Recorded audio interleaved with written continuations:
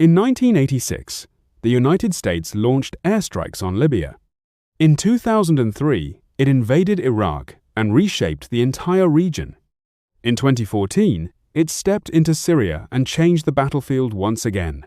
For decades, America has shown the world that when it decides to act, entire countries can be transformed. But there is one country that refuses to bend. A country that has faced sanctions, threats, isolation, and still stands strong. That country is Iran. Before we go deeper, make sure you subscribe to Dark Mystoria, because what you're about to discover is something most people don't fully understand, and it might completely change how you see global power. Iran is not just another country on the map. If you had to describe it in one sentence, you would call it a natural fortress, not built by human hands, but shaped by nature itself over millions of years. Look at its geography, and you'll start to understand why. To the south, the Zagros mountain range stretches like a massive wall. These mountains are not just high, they are harsh, rugged, and incredibly difficult to cross. Any army trying to move through them would face constant delays, broken supply lines, and extreme exhaustion. As you move northwest, these mountains grow even tougher, forming a near-impossible natural border with Turkey. And where the mountains don't exist, something equally dangerous takes their place. Marshlands. Near the meeting point of the Tigris and Euphrates rivers, the land becomes wet, unstable, and unforgiving. Heavy equipment sinks. Movement slows down. It's like a natural moat protecting a giant castle. Now shift your focus to the north. Here, the Alborz Mountains rise up, guarding Iran from that side as well. To the east, smaller mountain ranges wrap around the country, forming barriers along Afghanistan and Pakistan. And then comes the south, the Persian Gulf. At first, it might seem like an opening, a way in, but that illusion disappears quickly. Behind the coastline, steep mountains rise again, stretching deep into the country. Even if an invading force lands successfully, they are immediately met with elevation, narrow paths, and perfect ambush conditions. This is not just geography. This is defense designed by nature. Now think about what it really takes to invade a place like this. It's not just about crossing a border. It's about maintaining supply lines across mountains, deserts, and hostile terrain. Every mile forward becomes harder than the last. Fuel runs low. Communication breaks down. Troops get exhausted. And that's exactly where most invasions begin to fail. But here's where things get even more interesting. The same geography that protects Iran also limits it. Those mountains that keep enemies out also make it difficult for Iran to expand outward. So instead of relying on direct military invasions, Iran plays a much smarter and more calculated game. It builds influence without crossing borders. Through alliances and proxy groups spread across the region, Iran extends its reach without sending large armies. From Lebanon to Yemen, from Iraq to Palestine, it has created networks that allow it to stay involved in regional conflicts without exposing itself directly. It's indirect power, but incredibly effective.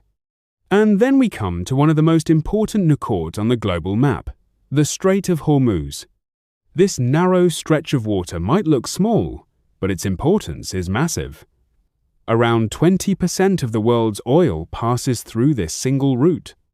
That means any disruption here doesn't just affect one country, it affects the entire global economy. And Iran sits right above it. Geographically, Iran has a major advantage.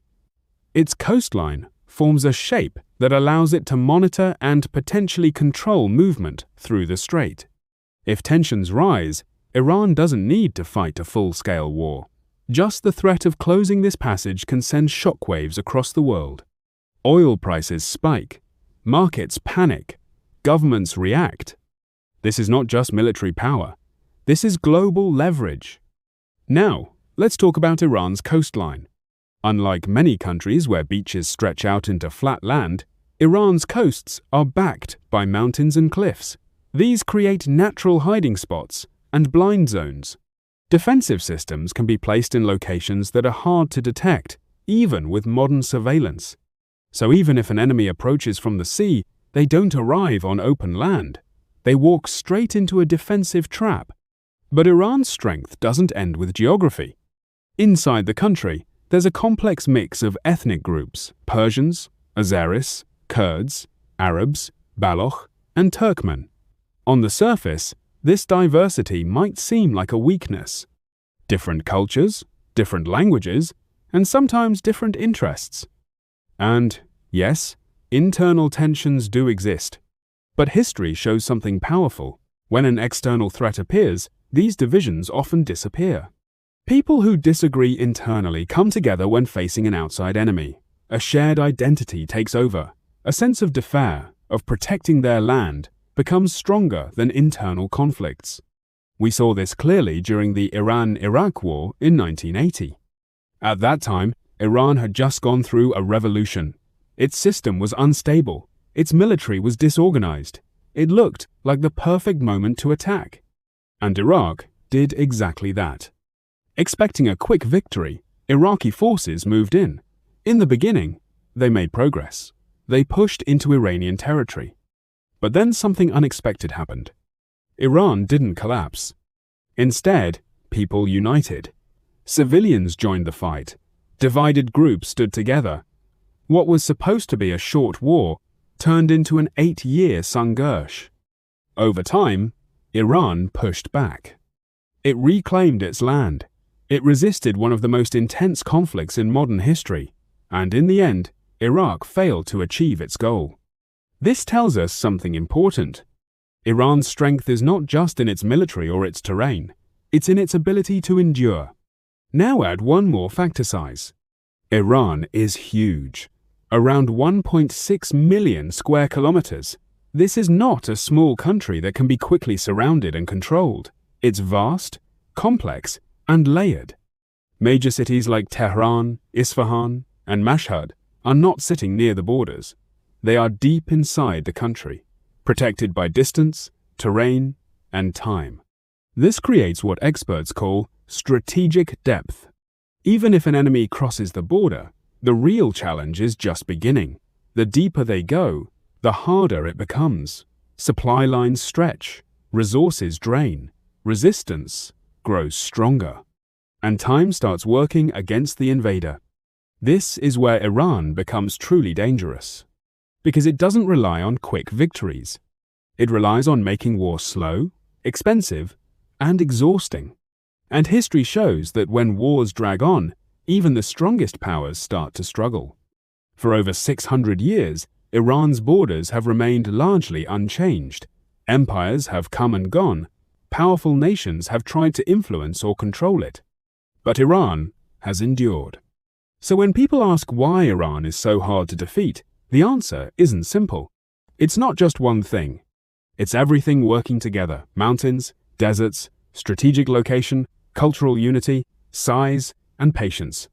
Iran doesn't just fight with weapons. It fights with geography. It fights with time. And most importantly, it fights with resilience. If this video made you think differently, make sure to like it, share it with someone who enjoys deep geopolitical stories, and tell us in the comments, do you think any country today can truly break Iran? Subscribe to Dark Mystoria for more powerful stories like this, because the next story might be even more surprising.